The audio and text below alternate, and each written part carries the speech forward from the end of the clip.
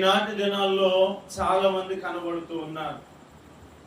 అయితే దేవుని యొక్క వాక్యాన్ని మనం గమనించినట్లయితే ప్రభు అయిన యేసుక్రీస్తు ఈ లోకానికి ఎందుకు వచ్చాడు అనేది మనందరికీ కూడా బాగా తెలిసినటువంటి సువార్త. నశించిన దాన్ని వెదకి రక్షించుటకు మనుష్య కుమారుడు లోకానికి వచ్చాడు.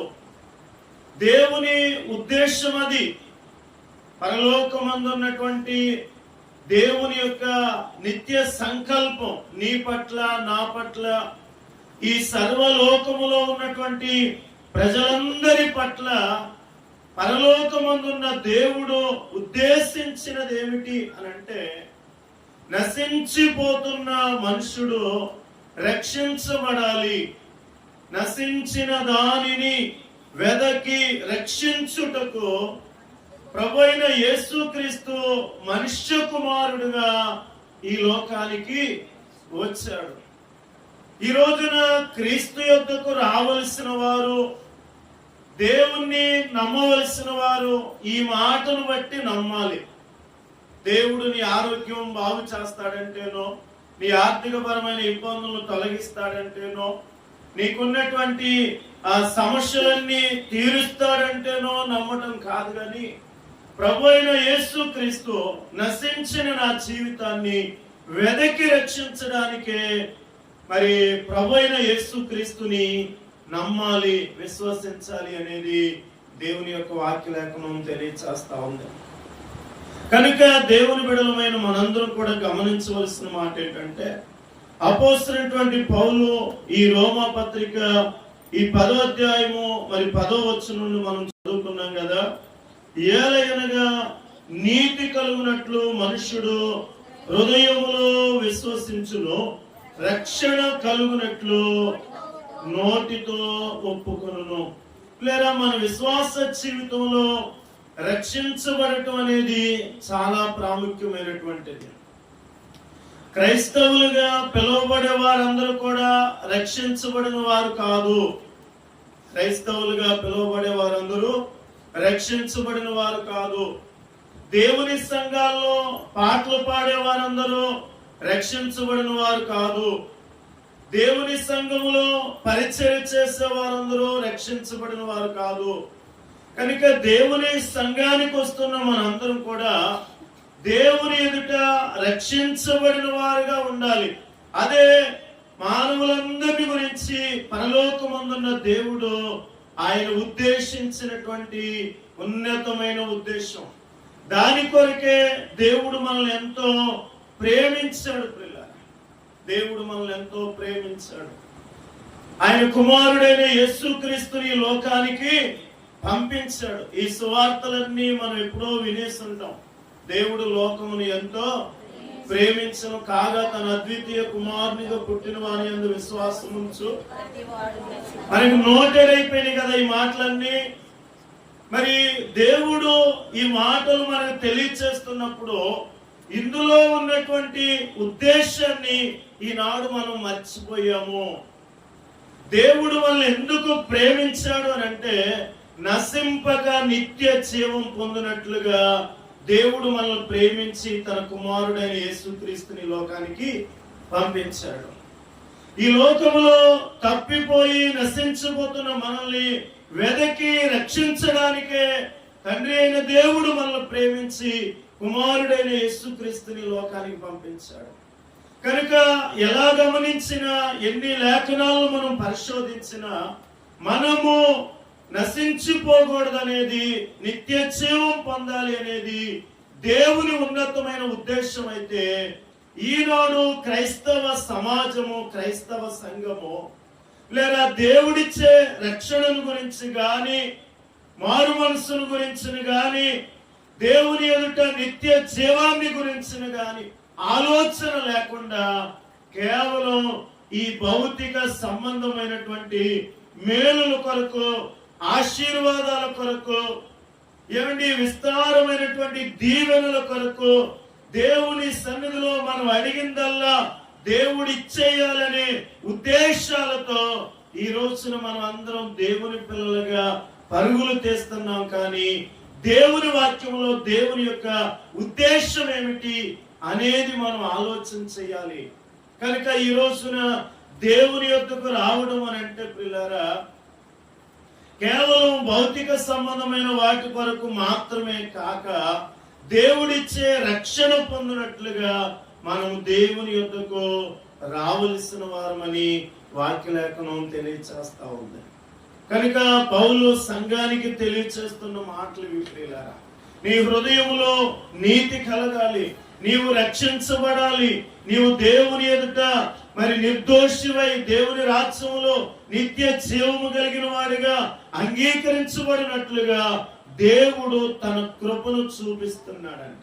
కనుక దేవుడు ఎవరైతే తన యందు విశ్వాసం ఉంచి వాక్యానుసారమైన రక్షణ కొరకు దేవుని ఎదుట ప్రార్థించు వారై ఉన్నారో వారందరికీ కూడా దేవుడు కృప చూపేవాడంట. 12వ వచనంలో ఆఖరి మాట ఉంది, తనకు ప్రార్థన చేయు వారందరి ఎడల, తనకు ప్రార్థన చేయు వారందరి ఎడల కృప చూపుటకు దేవుడు ఐశ్వర్యవంతుడై ఉన్నాడు. ఈ రోజున ఈ ప్రాంత ప్రజలను దేవుడు ప్రేమించాడని చెప్పడానికి ఈ కూడికలకు నిదర్శనం ప్రియులారా. ఈ గ్రామ ప్రజలను దేవుడు ప్రేమించాడు అని చెప్పడానికి ఈ పరిచర్య యొక్క నిదర్శనం ప్రియులారా.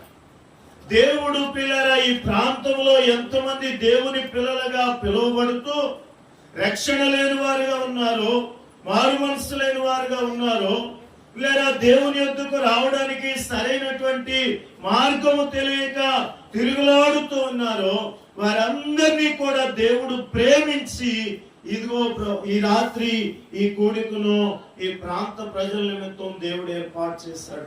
కనుక దేవుని ప్రేమను మనం గుర్తించి ఆయన ప్రేమకు మనం లోబడి దేవుని ఎదుట ప్రార్థించు వారమైతే ఆయన మనందరి విషయంలో కూడా ఆయన కృప చూపే దేవుడై ఉన్నాడు పిల్లలు. కనుక ఈ రోజున మన విశ్వాస జీవితంలో మనం దేవుని యొద్దకు వస్తున్నాము అని అంటే దేవుణ్ణి కలిగిన వారుగా ఉండాలి, దేవుణ్ణి పొందుకునే వారుగా ఉండాలి, దేవుని చేత అంగీకరించబడే వారుగా ఉండాలి. ఏదో నామకార్థంగా వచ్చి వెళ్ళిపోతే అది దేవుని యొద్దకు వచ్చినట్లు కాదు ప్రియులారా. దేవుని వాక్యంలో లేదా యాకోబు పత్రికలో ఒక మాట ఉంటుంది కదా, దేవుని యొద్దకు రండి అప్పుడు ఆయన 4వ అధ్యాయము 8వ వచనం చూడండి. దేవుని యొక్క వాక్యాన్ని మనం చూస్తే, దేవుని యొద్దకు రండి అప్పుడు ఆయన మీ యొద్దకు వచ్చును. చాలు. ఇప్పుడు మనందరం కూడా ఈ స్థలానికి ప్రార్థనకు వచ్చాం కదా, దేవుని యొద్దకు వచ్చినట్టేనా? దేవుని యొద్దకు రావడం అంటే ఏంటి? మందిరానికి రావటమా? మందిరం వేరు, దేవుని యొద్దకు రావడం. మీటింగ్ వేరు, దేవుని యొద్దకు. చాలా మంది విశ్వాసులు ఏమనుకుంటున్నారంటే, నేను ఆదివారం గుడికెళ్ళి వస్తున్నాను కాబట్టి, ప్రత్యేకమైన విశ్వాసులు కూడికకు వెళ్ళి వస్తున్నాను కాబట్టి దేవుని యొద్దకు వచ్చినట్ట. దేవుని యొద్దకు రావడము అని అంటే మందిరానికి రావడం, మీటింగులకు రావడం మాత్రమే కాదు. అలాగైతే ఆనాడు యేసు ప్రభు ఈ శరీరధారిగా ఈ లోకంలో సంచరించినప్పుడు అనేక మంది ఆయన్ని వెంబడించారు, కానీ వారందరూ ఆయన చేత అంగీకరించబడిన వారు కాదు.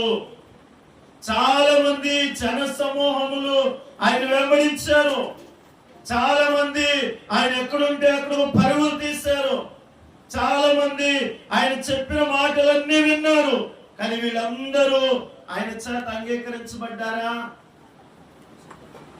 చెప్పండి. ప్రభువుని వెంబడించిన వారందరూ ఆయన చేత అంగీకరించబడలా. ఈ రోజున దేవుని బిడ్డలమైన మనము వాక్యాన్ని గమనించాలి ప్రియులారా. ప్రభు అయిన యేసుక్రీస్తు శిష్యుడు కూడా, ఇస్కరియోతు యోధా ఉన్నాడు కదా, ఆయనను సిలువకు అప్పగించిన ఆయన దేవుని యొద్దకు వచ్చిన వాడా కాదా? చెప్పట్లేదు ఎవరు తెలియదు. ఇస్కరియోతు యోధా దేవుని యొద్దకు వచ్చినవాడా రానివాడా? యేసు ప్రభు పిలువగా పిలుపుకు లోబడిన వాడు, తన పని కొరకు నియమించగా విధేయత చూపిన వాడు, కొంతకాలము ఆయనను వెంబడించిన వాడు, ఆయన శిష్యుడుగా ఆయన శిష్యుల లెక్కలో చేర్చబడిన వాడు, అపోస్తలులలో పాలుభాగస్తుడు, దేవుని రాజ్యాన్ని గురించిన ఎన్నో వర్తమానాలు ప్రభు వెనకాల ఉండి వినినటువంటి వాడు, ఆయనతో కూడా భోజనం చేసిన వాడు, ఎంత చేసిన వాడు దేవుని చేత అంగీకరించబడ్డా? మరి దేవుని యొద్దకు రావడం అంటే అదేగా. మరి అంత శిష్యుడిగా ఉన్నవాడే, అంత దేవుని పని కొరకు విధేయత విశ్వాసం కలిగి ఆయన వెంబడించిన వాడే, లేదా ఆయన రాజ్యానికి చాలలేని వాడిగా మిగిలిపోతే ఈ రోజున మనస్థితి ఏంటి అనేది మనం ఆలోచన చేయాలి పిల్లలు. ఈ రోజున దేవుని దగ్గరకు రావడం అంటే కేవలం ఈ కట్టబడిన దేవుని మందిరములో ప్రవేశించడం కాదు, కేవలం మీటింగ్లకు రావడం వెళ్ళిపోవడం కాదు, కేవలం పండుగలు చేయడం కాదు. ఈనాడు క్రైస్తవం అంతా వీటికి పరిమితం అయిపోయింది. ఆదివారానికి ఆలయానికి పరిమితం అయిపోయిన విశ్వాసం. ఈనాడు క్రైస్తవులు అందరూ ఎలా ఉన్నారంటే చెప్పండి, ఆదివారానికి ఆలయానికి, ఆదివారం ఆలయానికి సంబంధించిన ప్రజలు వీళ్ళంతే. దేవునికి దేవుని వాక్యానికి వీళ్ళు ఏమాత్రం కూడా దగ్గరగా జీవించే వాళ్ళు కాదు. అలాంటి వారి జీవితాల్లోనికి దేవుడు వస్తాడా? దేవుని యొద్దకు రావడం అంటే ప్రియులారా, దేవుడు నీ యొద్దకు వచ్చేటట్లుగా నువ్వు దేవుని యొద్దకు రావాలి. దేవుని యొద్దకు రండి, అప్పుడు ఆయన మీ యొద్దకు వస్తాడు. నువ్వు ఎన్నో సంవత్సరాలుగా మందిరానికి వస్తున్నావు, నువ్వెందుకు రక్షించబడలా? దేవుని యొద్దకు ఎందుకు రాలా? నువ్వు వస్తున్నావు కదా, పాటలు పాడుతున్నావు కదా, పరిచర్య చేస్తున్నావు కదా, మరి దేవుడు ఎందుకు నీ యొద్దకు రాలా? ఆయన ఆత్మ ఎందుకు నీలో నివసించట్లా? నీవెందుకు దేవుని కొరకు వాక్యానుసారంగా ఫలించట్లేదు? లేదా ఈ రోజున దేవుని ప్రజలుగా దేవుని యొద్దకు రావడం అంటే ఆయన మన లోపల ప్రవేశించినట్లుగా మనం ఆయన యొద్దకు రావాలి. చాలా మంది ఆదివారం ఆలయానికి వచ్చి ఇలాంటి మీటింగులకు హాజరయ్యి దేవుని యొద్దకు వచ్చాం అనుకుంటారేమో. లేదా దేవుని యొద్దకు రావడం అనంటే, లేదా దేవుని యందున్న విశ్వాసము చేత ఆయన వాక్యాన్ని బట్టి మన పాపమును ప్రభు ఎదుట ఒప్పుకునే వారముగా ప్రభు యొద్దకు పశ్చాత్తాపంతో వచ్చినప్పుడు ప్రభు మనల్ని అంగీకరించేవాడుగా ఉంటాడు. కనుక ఈ రోజున చాలా మంది ప్రజలు దేవాలయానికి వస్తున్నారు కానీ దేవుని యొద్దకు రావట్లేదు అని ఖచ్చితంగా మనం చెప్పొచ్చు. ఎందుకని వీళ్ళు దేవుని యొద్దకు రాలేని ప్రజలని నేను చెప్పగలుగుతున్నాను అంటే, లేదా తండ్రి అయిన దేవుడు కుమారుడైన యేసుక్రీస్తుని లోకానికి పంపించాడో, ఎవరైతే కుమారుని యొద్దకు వస్తారో వారే తండ్రి అయిన దేవుని యొద్దకు వచ్చిన వారు. కుమారుడు లేకుండా ఎవరునో తండ్రి యొద్దకు, ఆయన కుమారుడైన యేసుక్రీస్తే ఆయన మార్గం. నేనే మార్గం, నేనే సత్యము, నేనే జీవమునై ఉన్నాను. నా ద్వారా తప్ప ఎవడును తండ్రిని చూడలేడు, ఎరగలేడు. కనుక ప్రభువైన యేసుక్రీస్తుని యొద్దకు రావాలి. దేవుని యొద్దకు వచ్చేవాడు కేవలం మేలుల కోసమో, ఆశీర్వాదాల కోసమో, అవసరాల కోసమో, అలవాటుగానో ఆచారంగానో కాక ప్రభువైన యేసుక్రీస్తునందు విశ్వాసముతో దేవుని యొద్దకు రావలసిన వారుగా ఉన్నాం. కనుక ఈ రోజున దేవుని ప్రజలుగా పిలువబడుతున్న మనము ప్రభువైన యేసుక్రీస్తు యొద్దకు వచ్చిన వారమేనా? దేవుని మందిరానికి వచ్చే మనము, ఆదివారం ఆరాధనకు వచ్చే మనం, ఇలాంటి మీటింగులకు హాజరయ్యే మనము ప్రభువైన యేసుక్రీస్తు యొద్దకు వచ్చిన వారమేనా అనేది మనం ఆలోచన చేయాలి.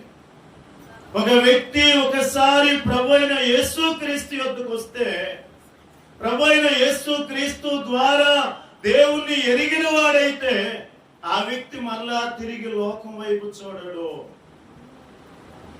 మరలా తిరిగి దేవునికి విరోధంగా జీవించడు. ప్రభువైన యేసుక్రీస్తులో అంత ప్రభావం ఉన్నది. ఆయన జీవించినటువంటి జీవితంలో అంత ఆదర్శవంతమైన స్థితి ఉన్నది కనుక ప్రభువైన యేసుక్రీస్తు ద్వారా తండ్రిని ఎరిగి ఉన్న మనము మన బ్రతుకు దినములన్నిట దేవునికి నమ్మకస్తులుగా జీవించగలం. అపోస్తలుడు పౌలు సాక్ష్యం మనం ఎరుగుతాం కదా. ఏ రోజునైతే సౌలు పౌలుగా మార్చబడ్డాడో, ఏ రోజునైతే ప్రభువైన యేసుక్రీస్తు యొక్క దర్శనాన్ని చూశాడో, ఏ రోజునైతే ఆ వెలుగును ఆయన కనిపెట్టగలిగాడో, ఏ రోజునైతే దేవుని సన్నిధిలో ప్రార్థించడం ప్రారంభించాడో, ఎప్పుడైతే ప్రభువైన యేసుక్రీస్తు ద్వారా తన జీవితాన్ని దేవునికి సమర్పించాడో, అది మొదలుకొని తన జీవిత ముగింపు వరకు విశ్వాసమును కాపాడుకుంటూ జీవించాడు. తెలుసు కదా పౌలు గురించి మనందరికీ, నా విశ్వాసమును కాపాడుకుంటుని నా పరుగును చెప్పండి ఇంక తర్వాత, మంచి పోరాటము పోరాడితిని. ఈ మాటలన్నీ పౌలు తన జీవిత వ్యక్తిగతమైన అనుభవాలు. ప్రభువైన యేసుక్రీస్తు ద్వారా దేవుణ్ణి ఎరిగిన ఒక వ్యక్తి జీవితంలో ఉంటది. ప్రభువైన యేసుక్రీస్తు ద్వారా తండ్రి అయిన దేవుణ్ణి ఎరిగిన వారి జీవితం, పరలోకమందున్న తండ్రిని, ఆయన చిత్తాన్ని, ఆయన సంకల్పాన్ని గుర్తించిన వారి జీవిత అనుభవంలో పౌలు గారిని మనం ముందు పెట్టుకుంటే ఆయన చెప్తున్న అనుభవాలు చూడండి. విశ్వాసమును కాపాడుకున్నాను. దేవుని ఎదుట ప్రియ దేవుని బిడ్డలారా గమనించండి, ప్రభువైన యేసుక్రీస్తునందు విశ్వాసం ఉంచిన నీ విశ్వాస జీవితంలో నీ బ్రతుకు దినములన్నిట నువ్వేం చేయాలంటే విశ్వాసమును కాపాడుకోవాలి. విశ్వాసము చేత కాపాడబడటం వేరు, విశ్వాసాన్ని కాపాడుకోవటం వేరు. గమనించండి, విశ్వాసము ద్వారా కాపాడబడటం. మనం దేవుడు నాకు ఏదైనా అపాయం వస్తే దేవుడి మీద భారం వేసుకున్నాను, బాగా నమ్మకం ఉంది దేవుడు చేస్తాడని. ఇదేంటి, మనం విశ్వాసము చేత కాపాడబడుతున్నాం. నా పిల్లలకి బాగోకపోతే దేవుడి మీద నమ్మకం వచ్చాను, దేవుడు బాగు చేస్తాడని. ఆర్థికపరమైన ఇబ్బందుల్లో దేవుడు సహాయం చేస్తాడనే విశ్వాసం. దేవుడు ఇలాంటి వాటన్నిటిని మనకు సమకూరుస్తూ ఉంటే మనం మనకున్న విశ్వాసాన్ని బట్టి మనం కాపాడబడుతున్నాం, కానీ మనము విశ్వాసాన్ని కాపాడుకునే వారమేనా? ఈ రోజున దేవుని పిల్లలమైన మనం దేవుని యొక్క వాక్యాన్ని బట్టి విశ్వాసం ఉంచిన వాడు విశ్వాసాన్ని కాపాడుకునే దిశగా ముందుకు వెళ్తాడు. కానీ ఈనాటి విశ్వాసులందరూ కూడా విశ్వాసాన్ని విడిచిపెట్టి విశ్వాసాన్ని దేవుని మీద ఆధారపడి బ్రతికే మనుషుడు కనిపించట్లేదు. దేవుని మీద ఆధారపడి బ్రతికే మనుషుడు కనిపించట్లేదు. నిత్య జీవం మీద నిరీక్షణ కలిగి ఎదురు చూసే క్రైస్తవుడు కనిపించట్లేదు. దేవుణ్ణి ఎందుకు నమ్ముకున్నామో, దేని కొరకు ప్రభు సన్నిధికి వెళుతున్నామో అనేది మనం పరిశీలన చేసుకుంటే ప్రియులారా, ప్రభు అయిన యేసుక్రీస్తు ద్వారా ఆయన నామాన్ని ధరించిన మనము మన జీవిత కాలం అంతా కూడా మన విశ్వాసాన్ని కాపాడుకుంటూ మనం ముందుకి కొనసాగవలసినటువంటి వారిగా ఉన్నాం. కనుక ఈ రోజున చాలా మంది దేవుని సంఘాల్లో ఉన్న విశ్వాసులు ఎలా ఉన్నారు అంటే, దేవుడు వారికి ఏదన్నా మేలు చేస్తే దేవుడు చాలా గొప్పవాడు, వారికి ఏ మేలు ఒకవేళ జరగకపోతే దేవుడు మాకేమి చేశాడు, దేవుడు మాకేం చేశాడు, మేము ఎంతో కాలంగా ప్రార్థనకి వెళ్తున్నాం కదా, మా సమస్యలు ఉన్నాయి, మా పిల్లల పరిస్థితులు ఇలాగే ఉన్నాయి, ఏది అనుకున్నా అది అవ్వట్లేదు, ఎక్కడో చాట ఆటంకం ఏర్పడిపోతుంది. ఇలాంటి పరిస్థితుల మధ్యలో ఈ రోజున క్రైస్తవ్యాన్ని గలిబిలికి కలిగించే అనేక రకాలైనటువంటి బోధలు ఈ సమాజంలో వినబడుతున్నప్పుడు వాటికి ఆకర్షించబడి క్రైస్తవ విశ్వాసాన్ని కోల్పోయి ఈ భౌతిక సంబంధమైన దీవెన కొరకు పరుగులు తీస్తున్నటువంటి క్రైస్తవులు. ఈనాడు కొన్ని సభలు చూడండి, స్వస్థత మహాసభలని పెట్టామనుకోండి, ఎంతమంది వస్తారు? మాట్లాడండి. కుటుంబ ఆశీర్వాద కూడికలని పెట్టామనుకోండి, ఎంతమంది వస్తారు?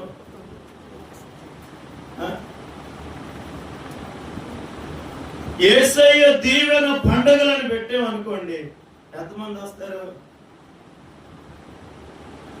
ఇప్పుడు అయ్యగారు ఏం పెట్టాడు కొడుకులో? ఏం ఆశీర్వాదం పెట్టలా, దీవెన పెట్టలా, స్వస్థత పెట్టలా, ఏం పెట్టాడు? విశ్వాసుల ఆధ్యాత్మిక, ఈ భౌతిక సంబంధమైన వాటితో సంబంధం లేదు. ఈ భూమి మీద ఈ భౌతికమైన వాటి కొరకే మనం దేవుణ్ణి నమ్మేవారు కాదు. శద్రకు మెషకు అబేద్నెగోలు ఏమన్నారు? మా దేవుడు మమ్మల్ని రక్షించకపోయినా సరే, అవునా కదా, ఈ అగ్నిగుండంలో నుంచి తప్పించు ప్రభువా అని అడగలేదు వాళ్ళు. రాజుకు సమాధానం చెప్తున్నారు. నీకు సమాధానం చెప్పాలన్న చింత మాకేమీ అనిపించట్లేదు, బాధే మాకు లేదు. మేము ఒకటే నిశ్చయించుకున్నాం, మా దేవుడు మమ్మల్ని రక్షించడానికి సమర్థుడు. ఒకవేళ రక్షించకపోయినా ఆ అగ్నిగుండంలో అలా కాలిపోవటానికి మేము నిలబడుతున్నాం. మా విశ్వాసం అలాంటిది. ఈ రోజున క్రైస్తవ విశ్వాసము కేవలం భౌతికమైన వాటి మీద ఆధారపడి ఉందా? దేవుడు నీకు మేలు చేస్తేనేమో దేవుని మందిరానికి వెళ్ళి సాక్ష్యం చెప్తానని ఎంత బాగా చెప్తావు. దేవుడు ఏ మేలు చేయకపోతే దేవుని వాక్యం చదవటం మానేసి, మందిరానికి రావడం మానేసి, ఏంటో మాకు కలిసి రావట్లేదని అన్ని ఆచారాల చేత లోకమంతా తిరిగేసి వస్తావు.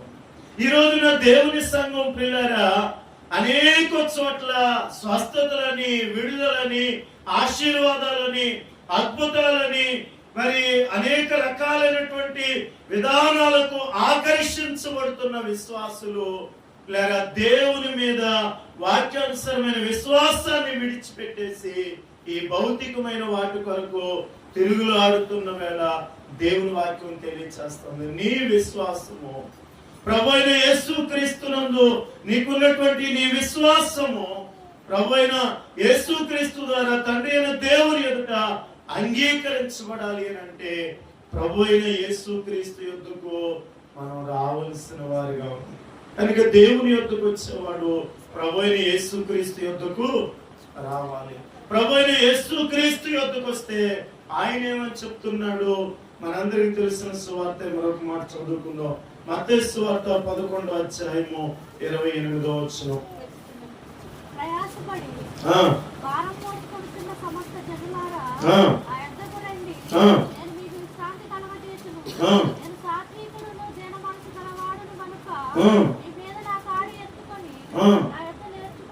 నా యొద్ద నేర్చుకొనుడి, అప్పుడు మీ ప్రాణములకు విశ్రాంతి దొరుకును.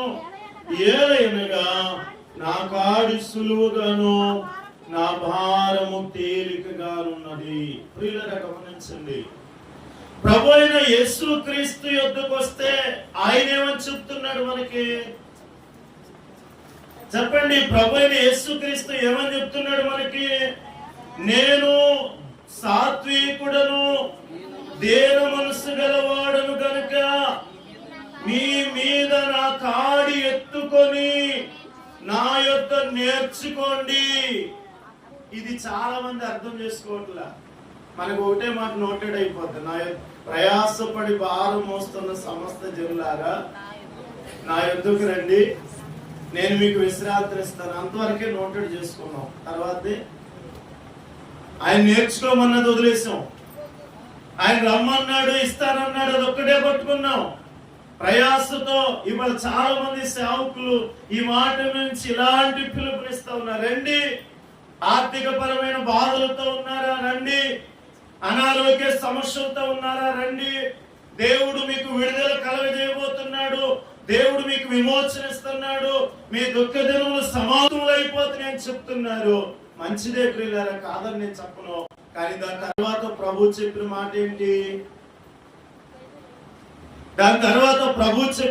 ఏంటి? నా యొద్ద నేర్చుకోమన్నాడు. ఈ రోజున నేర్చుకునేది మార్చుకునేది సంఘం పట్టించుకోవట్లే. దేవుని ఎదుటికి మనం వచ్చేదెందుకు? ప్రభు అయిన యేసుక్రీస్తును మనం అంగీకరించేది ఎందుకంటే దేవుని ఎదుటికి వచ్చిన తర్వాత నువ్వు నేర్చుకోవాలి. ప్రభు అయిన యేసుక్రీస్తు అది అన్నాడు, నేను సాత్వికుడను, దేని మనస్సు కలిగివాడును, నా కాడి మీ మీద ఎత్తుకుని నా యొద్ద నేర్చుకోండి. ప్రభు అయిన యేసుక్రీస్తు దగ్గర నువ్వేమి నేర్చుకున్నావు? ఏమి నేర్చుకున్నావు? ఈనాడు దేవుని యొద్దకు వచ్చిన వారు ఏమి నేర్చుకుంటున్నారు? ప్రభుని చూసి, ప్రభు యొక్క మాటను విని దేవుని సంఘానికి వచ్చి నువ్వేమి నేర్చుకుంటున్నావు? చాలా మంది మందిరానికి వచ్చిన తర్వాత చక్కగా పాటలు పాడటం నేర్చుకుంటారు, చక్కగా వాయిద్యాలు వాయించడం నేర్చుకుంటారు, చక్కటి ఉచ్చారణతో కూడిన ప్రార్థించడం నేర్చుకుంటారు. కానీ ప్రభు నేర్పిస్తున్నది ఏంటి అంటే సాత్వికము, దీన మనస్సు. ప్రభు అయిన యేసుక్రీస్తు ఆయన స్వారూప్యాన్ని ఆయన ఎంతగా మన కొరకు మాదిరి ఉంచిపోయాడో అదంతా కూడా నువ్వు నేర్చుకోవాలి. దేవుని నుండి నువ్వు నేర్చుకోవాల్సింది నేర్చుకోకుండా దేవుని చేత అంగీకరించబడలేవు.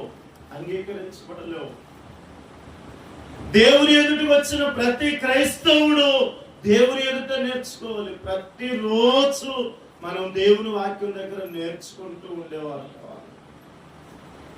ప్రభు అయిన యేసుక్రీస్తు యొద్దకు వచ్చిన ప్రతి వ్యక్తి ఏం చేయాలి? నేర్చుకోవాలి. ఈనాటి క్రైస్తవ సంఘానికి ప్రభు అయిన యేసుక్రీస్తు ద్వారా నేర్చుకోవాల్సిన అనేకమైన విషయాలు పక్కన పడేసేసారు. నేర్చుకోలేకపోతున్నారు. అలవాటుగా 4 మాటలు ప్రార్థన నేర్చుకోవటం ఎంత తేలికో, దేవుని యొక్క వాక్యానుసారంగా మన బ్రతుకును మార్చుకుని దేవుని యొక్క గుణగణాలను నేర్చుకోవటం మనకి చాలా అవసరమైంది. కనుక ప్రభు అయిన యేసుక్రీస్తును దగ్గర మనం నేర్చుకోవాల్సింది ఏంటంటే దీన మనస్తత్వం. పౌలు కూడా రాస్తాడు, చాలా పేతురు గారు కూడా రాస్తాడు, ఆయన బలిష్టమైన రెక్కల క్రింద దీన మనస్కులై ఉండండి. దేవుడు అహంకారులను ఎదిరించి దీనులకు కృపనిచ్చేవాడు. ప్రభు అయిన యేసుక్రీస్తే నీ కొరకు ఆయన ఉన్నతమైన సింహాసనాన్ని విడిచి ఆయన దాసుని రూపమును ధరించి తన్ను తాను తగ్గించుకునంటే ఈ రోజున క్రైస్తవులు ఎంత తగ్గించుకుంటున్నారు చెప్పండి.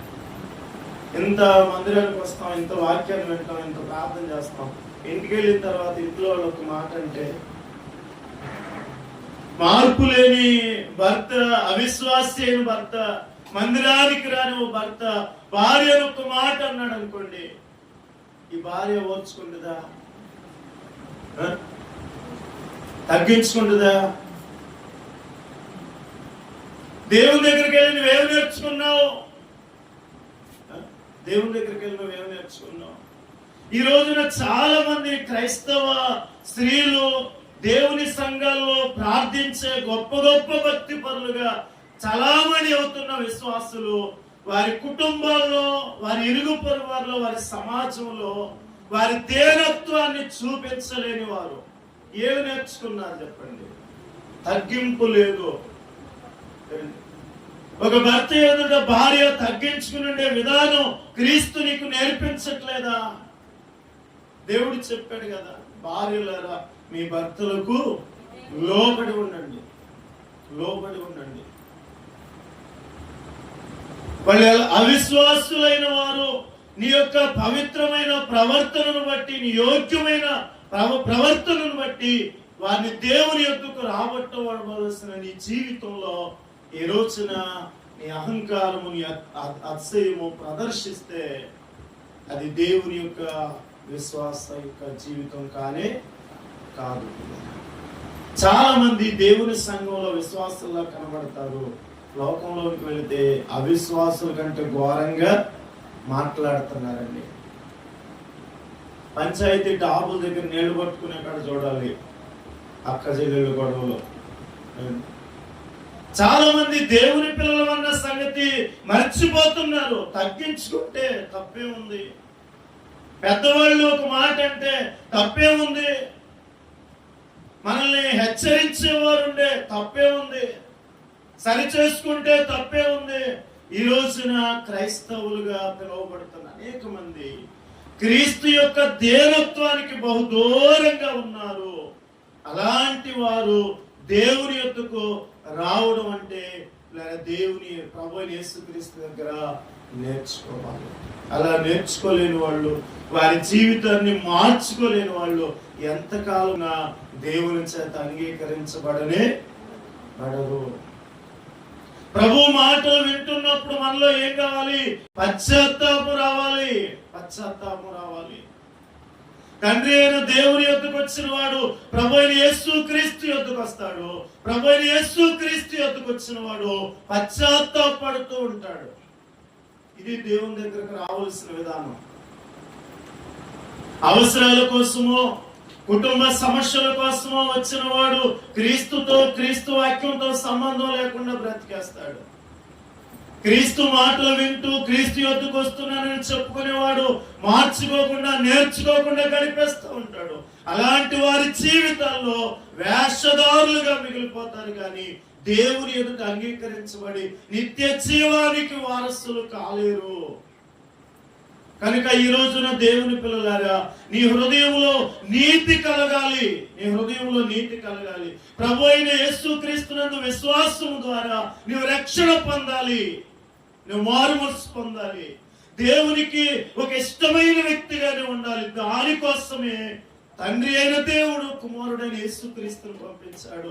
ఆ క్రీస్తుని ఎరిగిన నీ జీవితంలో ఈ రోజుకి నీలో తగ్గింపు లేకపోతే నువ్వేమి నేర్చుకుంటున్నావు?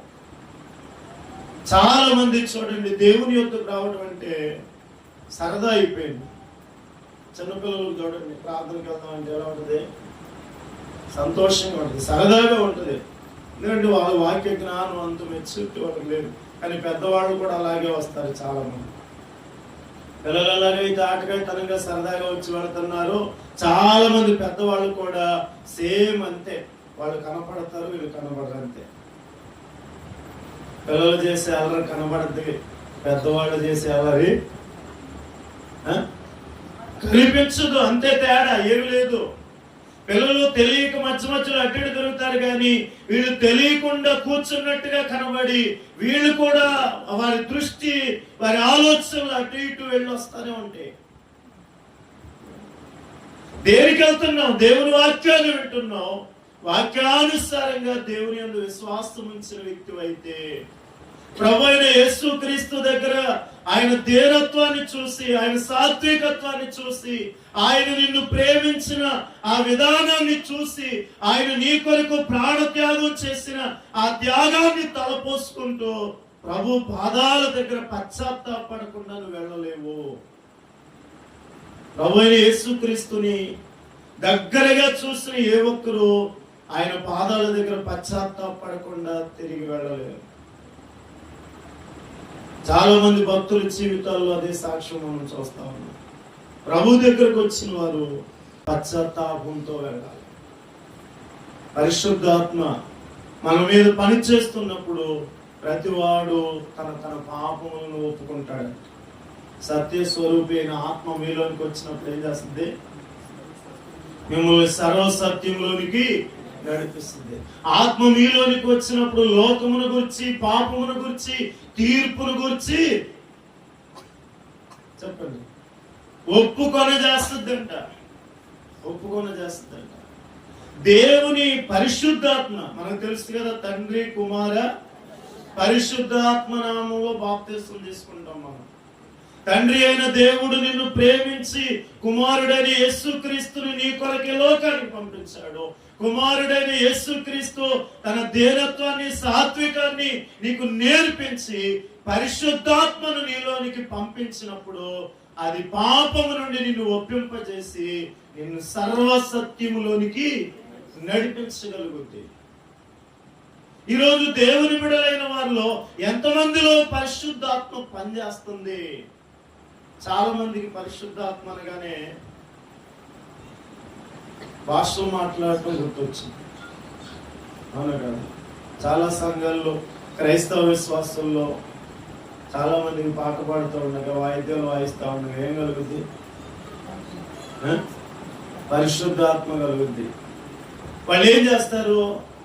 గంభీరంగా కేకలు వేస్తూ వాళ్ళు భాష విధానం మారిపోయి వారికి తెలియకుండా వారు ఏదోదో మాట్లాడుతూ ఉంటారు. అయితే దేవుని యొక్క వాక్యం తెలియచేస్తా ఉంది, దేవుడు సంఘములన్నిటిలో కూడా సమాధానానికి కర్తే గాని ఆయన అల్లరికి కర్త కాడు. దేవుడు సమాధానకర్త అయి ఉన్నాడు. ఆయన తన శాంతిని మీకు ఇవ్వడానికి వచ్చాడు. మీ పాపములకు ప్రాయశ్చిత్తముగా బలియాగమవడానికి వచ్చిన మీ దేవుడు ప్రభువైన యేసుక్రీస్తు.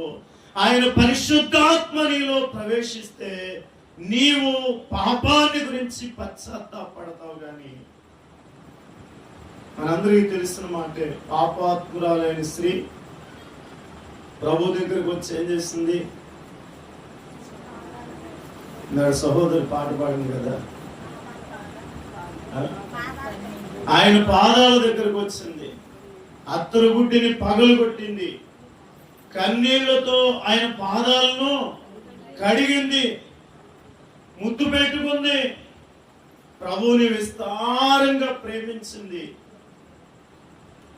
ఆమె విస్తార పాపములు క్షమించబడి. చాలాసార్లు చదివేశాం కదా మనం ఈ వాక్యాన్ని. చాలా మంది బోధకులు చెప్పేశారు కదా, వినేసాం కదా. కానీ మనకి ఎప్పుడైనా అలాంటి అనుభవం కలిగిందా? వినేసాము, చదివేసాము, చాలా మంది చెప్పేశారు, మాకు బాగా తెలిసిపోయింది, నోటెడ్ అయిపోయింది. కానీ మన జీవితంలో ఎప్పుడైనా అలాంటి అనుభవంలోనికి వచ్చామా? అలాంటి అనుభవంలోనికి వచ్చామా? దేవుని పాదాల దగ్గర నీ పాపాన్ని గురించి ప్రాయశ్చిత్తం చేసుకునే అనుభవంలోనికి నువ్వు రాలేకపోతే యేసుక్రీస్తునందు నువ్వు రక్షించబడిన వ్యక్తివి కాదు. పశ్చాత్తాపడకుండా, లోకానికి వేరవకుండా, నీ పాపముల విషయమై ప్రాయశ్చిత్తపడకుండా నువ్వు ఎలా రక్షించబడుతున్నావు? బాప్తిసం తీసుకుంటే రక్షణ పొందినట్టు అని చాలా మంది భావిస్తున్నారు. కొన్ని క్రైస్తవ సమాజాల్లో ఎలా ఉందనంటే, డిసెంబర్ 31వ తారీఖున కొత్త సంవత్సరం కదా రేపటి నుంచి అని చెప్పేసి బాప్తిసాలు ఇస్తారు. లేకపోతే కొన్ని సంఘాల్లో ఈస్టర్ పండుగ రోజున, పునరుద్ధాన దినం పండుగ కదని ఆ రోజున బాప్తిసాలు ఇస్తారు. లేకపోతే వేసవికాలం సభలు ఏర్పాటు చేసినప్పుడు సభల 3వ రోజు బాప్తిసాలు ఇస్తారు. ఇలాంటి సభలకు వెళ్ళి బాప్తిసం తీసుకునేవారంటే చెయ్యెత్తి బాప్తిసం పొందిన వారు రక్షించబడిన వారా? రక్షించబడిన వారా? లేదు. దేవునితో సంబంధం లేకుండా, వాక్యంతో సహవాసం లేకుండా, పరిశుద్ధాత్మ నడిపింపు తెలియకుండా, ప్రభువైన యేసుక్రీస్తు పాదాల దగ్గర నేర్చుకునే అనుభవంలోనికి రాకుండా, వారి యొక్క సొంత ఆలోచనను బట్టి వారు నడిచే విధానము ఈనాడు దేవునికి అవమానకరంగా చాలా మంది జీవితాలు మిగిలిపోతా ఉన్నాయి. కనుక క్రైస్తవ్యం అంటే దేవుని మహింపరచడానికి దేవుడు పిలిచాడు, కానీ ఆయన నామాన్ని అవమానించడానికి కాదు. దేవుని సంఘం అంటే దేవునికి మహిమ కలిగినదిగా నిలబడాలి, ఆయన నామాన్ని గొప్ప చేసేదిగా ఉండాలి. ప్రభువైన యేసుక్రీస్తు ఎవరో లోకానికి తెలియదు. ఆ ప్రభువుని చూపించవలసింది దేవుని సంఘం పైన. ఇలాంటి సంఘము ప్రభువైన యేసుక్రీస్తునందున్న విశ్వాసము చేత ప్రభు అయిన యేసుక్రీస్తు యొక్క దీనత్వం చేత, సాత్వికత్వం చేత ఆయన దగ్గర నేర్చుకుంటూ ఆయన ఇచ్చే పరిశుద్ధాత్మ ద్వారా ప్రాయశ్చిత్తం చేసుకుని ప్రభు దగ్గర క్షమించబడవలసిన మన జీవితం. కనుక పాపాత్మురాలైన స్త్రీ ప్రభు దగ్గరకు వచ్చినప్పుడు ప్రభు అంటున్న మాట ఏంటంటే, నీ విశ్వాసము నిన్ను రక్షించను. లోకాసు వార్త 7వ అధ్యాయం మనం చదువుకున్నాం. దేవుని యొక్క వాక్యాన్ని మనం చూస్తే,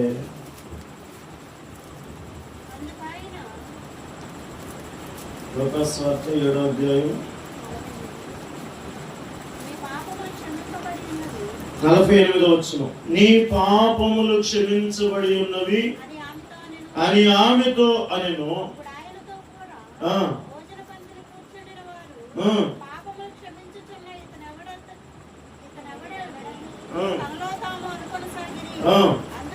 అందుకైన నీ విశ్వాసము నిన్ను రక్షించును, సమాధానము గల దానమై వెళ్ళుమని ఆ స్త్రీతో చెప్పెను. ఆమె విశ్వాసం రక్షించిందంట. ఆమెను గురించి ప్రభు స్పష్టంగా చెప్తూ ఉన్నాడు, నీ పాపములు క్షమించబడిని. మరి నీ విశ్వాస జీవితంలో ప్రభు ఎప్పుడన్నా నీతో ఈ మాట చెప్పాడా? నీ పాపములు క్షమించబడిని అనే స్వరం ఎప్పుడైనా నువ్వు విన్నావా?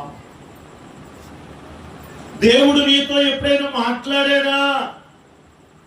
దేవుడు నీకు ఎప్పుడైనా చూపించాడా? చూపించాడు. ఎందుకు అనంటే, మన విశ్వాస జీవితంలో పశ్చాత్తాపం అనేది కనుమరుగైపోయింది. మనం పెదవులతో ప్రభుని కనపరుస్తున్నాం కానీ మన హృదయాలు దేవునికి దూరం అయిపోయినాయి. దేవుని వాక్యాన్ని వింటున్న ప్రతిసారి హృదయాలు కఠినపరచబడుతున్నాయి. కాబట్టి కఠినమైన హృదయాలకు పశ్చాత్తాపం ఉండదు. ఇక్కడ ప్రభు అయిన యేసుక్రీస్తు ఆయనను విందుకు పిలిచినటువంటి ఆ సీమోను అనే ఒక పరిసయ్యుని వెంట కూర్చొని ఉన్నాడని ఆ ఊరిలో పాపాత్మురాలైన స్త్రీ ఒక ఆమె తెలుసుకుంది. పిల్లాడు ప్రభు ఎక్కడున్నాడో ఆమె తెలుసుకుని అక్కడికి వచ్చింది. కానీ సీమోను ఉన్న స్థలానికి ప్రభు అతని ఇంటికి వచ్చాడు. కానీ సీమోనుకి ఆ రక్షణ భాగ్యం అనేది దొరకలేదు. ఆయనను భోజనానికి పిలిచిన విందుకు సముద్రటువంటి ఆ సీమోనికి దేవుని యొక్క క్షమాపణ దొరకలేదు. కారణం ఏంటండి? ఎక్కడో ఉన్నామే ప్రభు ఉన్న స్థలానికి వచ్చి రక్షించబడింది. ప్రభు ఆ ఇంటికి వచ్చినా కానీ ఆ ఇంటికి రక్షణ దొరకలేదు. జక్కయ్య ఇంటికి ప్రభు వస్తే ఆ ఇంటికి రక్షణ వచ్చింది, కానీ ఈ సీమోను అనే పరిసయ్యుడి ఇంటికి ప్రభు వచ్చినా కానీ రక్షణ. ఎందుకని? జక్కయ్య మంచివాడా, ఈయన మంచివాడా అంటే ఈయనే మంచివాడని చెప్పాలి ఒక రకంగా.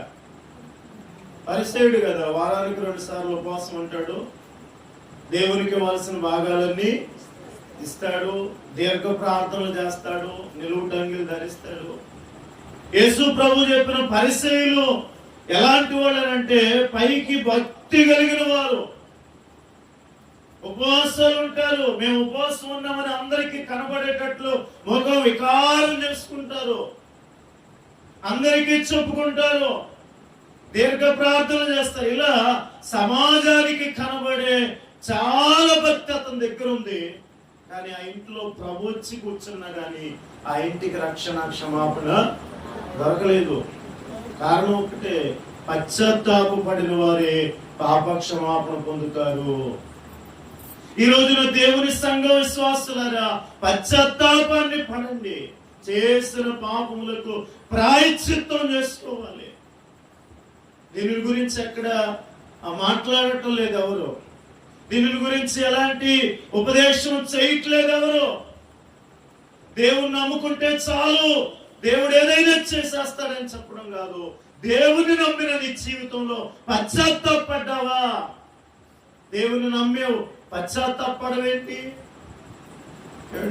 లోకంలో జీవించేసి చేయాల్సిన పాపాలన్నీ చేసేసి ఇవాళ ప్రభువా నీ దగ్గరకు వచ్చాను, నేను నమ్మి బాప్తిస్మం తీసుకున్నానంటే నీ విశ్వాస జీవితంలో, నీ హృదయంలో ఉన్న చెడుతనము విషయంలో నీవు క్షమించబడలేవు.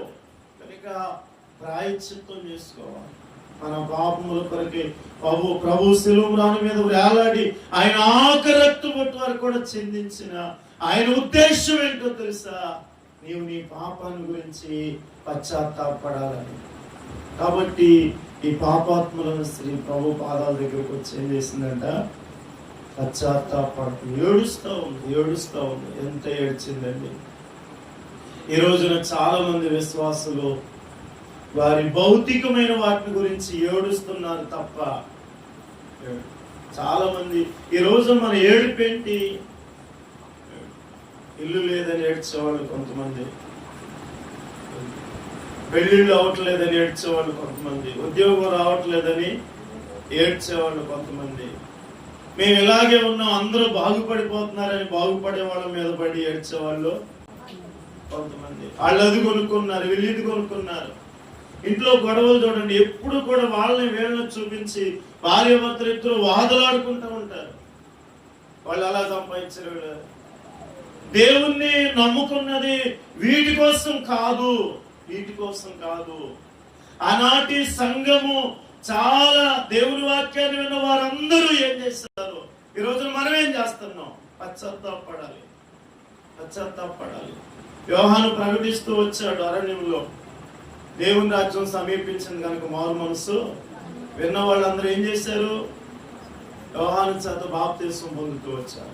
పేతురు గారు ప్రకటించాడు, ఆకాశం అందే గాని భూమి అందే గాని ఏ నామమున రక్షణ కలగదు, ప్రభు అయిన యేసుక్రీస్తు నామములోనే రక్షణ పొందవల్లని తండ్రి అయిన దేవుడు కుమారుడైన యేసుక్రీస్తును లోకానికి పంపించాడు.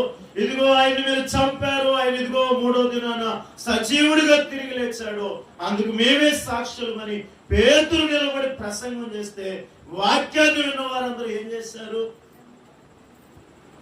ఇంచుమించు 3000 మంది ఒక్క దినమే సంఘంలో చేర్చబడ్డారు. వాళ్ళందరూ ఏం చేశారు? ఈ మూర్ఖ తరము వారిలో నుండి వేరై పాప క్షమాపణ నిమిత్తం బాప్తిస్మం పొంది, పాప క్షమాపణ నిమిత్తం, ఆ మాటను బాగా గుర్తుంచుకోండి. చాలా మంది క్రైస్తవులు పెళ్లిళ్ళకి తీసుకుంటారు బాప్తిస్మం. మీకుందో లేదో అలవాటుగా, కానీ మా ప్రాంతాల్లో పెళ్లి బాప్తిస్మం అంటారు. క్రైస్తవు పెళ్లి చేయాలంటే త్రాగుబోతుడు అవని, వ్యభిచారవని, మందిరానికి రానివాడు అవని పెళ్లికి ముందు తీసుకెళ్ళి ఏం చేయాలి? చాలా మంది అలాగే ఉన్నారు. ఇప్పుడు దేవుని వాక్యం అలా చెప్పట్లేదు. దేవుని వాక్యంలో అది అంగీకరించబడదు. దేవుని ఎదుట పాప క్షమాపణ నిమిత్తం బాప్తిస్మం పొంది దేవుని సంఘంలో చేర్చబడాలి. సంఘంలో చేర్చబడిన నీవు ఈ భౌతికమైన వాటిని గురించి ఏడవటం మానేసి నీ పాపాన్ని గురించి ప్రాయశ్చిత్తం చేసుకుంటూ ప్రభు రాజ్యము కొరకు నువ్వు పనిచేసే వ్యక్తి అవ్వాలి. నిజంగా దేవుని ఎదుట రక్షించబడిన వారు. కాబట్టి అపోస్తలుడైనటువంటి పౌలు అంటాడు, చూడండి, మనం మూలవాక్యం చదువుకుని చేసుకున్నాం. రోమపత్రిక మనం చదువుకున్న వాక్య భాగాన్ని గమనిస్తే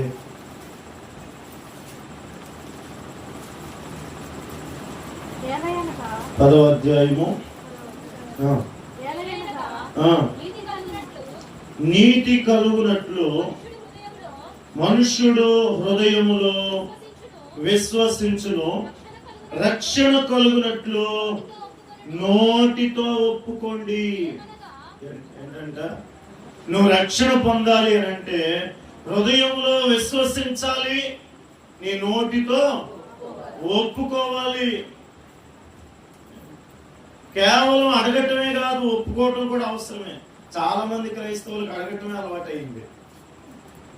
అడుగుడి మీకు ఇవ్వడు నన్ను ప్రభు వెతుకుడి దొరికినన్నావు ప్రభు ఎన్ని రోజుల మట్టి ఎతుకుతున్నాను, ఎన్ని రోజుల మట్టి అడుగుతున్నాను. దేవుని పిల్లలుగా కేవలం అడగటమే కాదు, ఒప్పుకోవడం కూడా అవసరమే. పాపాత్మురాల స్త్రీ ప్రభు పాదాల దగ్గర పశ్చాత్తాపడినట్లుగా నీ పాప జీవితాన్ని గురించి ఒప్పుకుంటున్నావా? పౌలు ఒప్పుకున్నాడు, హింసకుడును దోషకుడును హానికరుడునైన నన్ను తన పనికి నమ్మకమైన వారికైన పాపులలో ప్రధాన పాపినని ఒప్పుకుంటూ వచ్చాడు. ఎన్నిక లేని వారమని భక్తులు ఒప్పుకుంటూ వచ్చారు. పాపులము నీచులము అసహ్యులమని ఆనాటి భక్తులు దేవుని పాదాల ఎదుట ఎలుగెత్తి ఏడ్చారు. ఈ రోజున విశ్వాసులు చూడండి,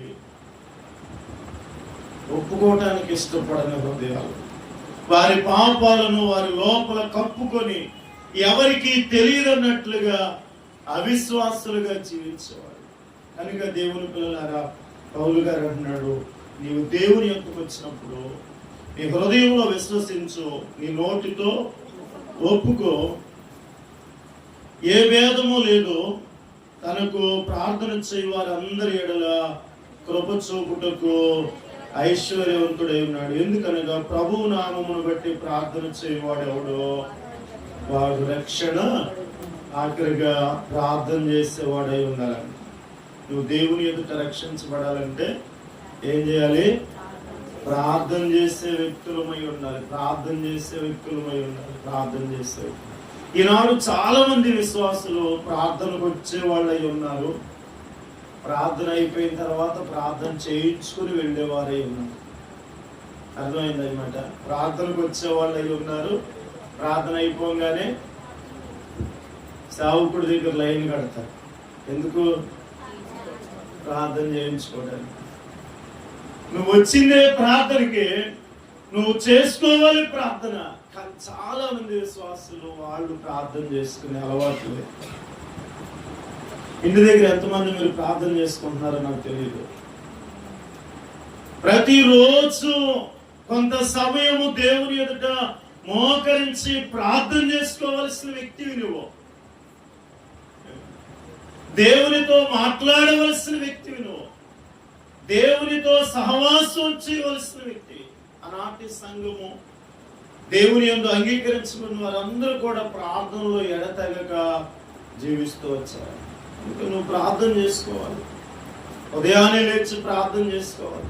రాత్రికి ప్రార్థన చేసుకోవాలి. సమయము కుదిరినప్పుడల్లా సమయాన్ని కలగజేసుకుని ప్రార్థన చేసుకోవాలి. చాలా మంది విశ్వాసులు ప్రార్థన చేసుకోవట్లేదు. రాదు అంటే వచ్చు కానీ చేయట్లే. ఏమి నిర్లక్ష్యమో, ఏమి అనాలోచన, ఏమి అజ్ఞానమో తెలియదు. కానీ క్రైస్తవులందరికీ ప్రార్థన చేసుకోవాలని తెలుసు, కానీ ఎవ్వరు చేయరు. ప్రార్థన చేసుకుంటే దేవుడు ఇస్తాడని అందరికీ తెలుసు, కానీ చేయరు. ఏమైంది? ఏమవలా, నిర్లక్ష్యం అయింది. దాని మీద మనసు పోవట్లా, చేసుకోవాలనే నిబంధనకు రావట్లా, ఒక తీర్మానాన్ని పెట్టుకోవట్లా.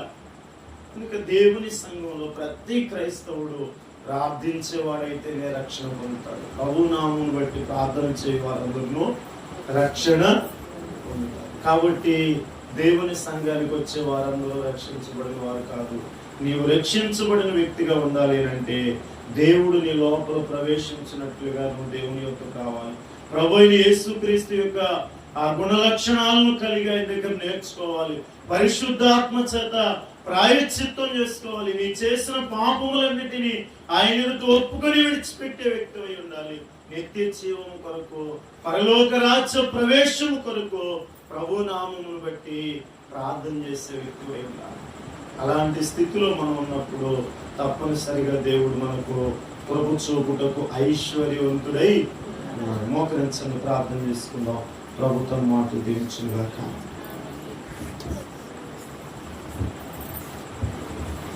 ప్రార్థన చేసుకుందాం.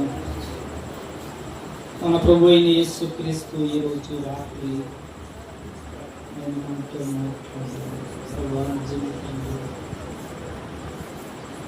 నీ నామమును బట్టి నాయన దాసుని నిలబెట్టి నాతో బిడ్డలతో మీరు మాట్లాడారు.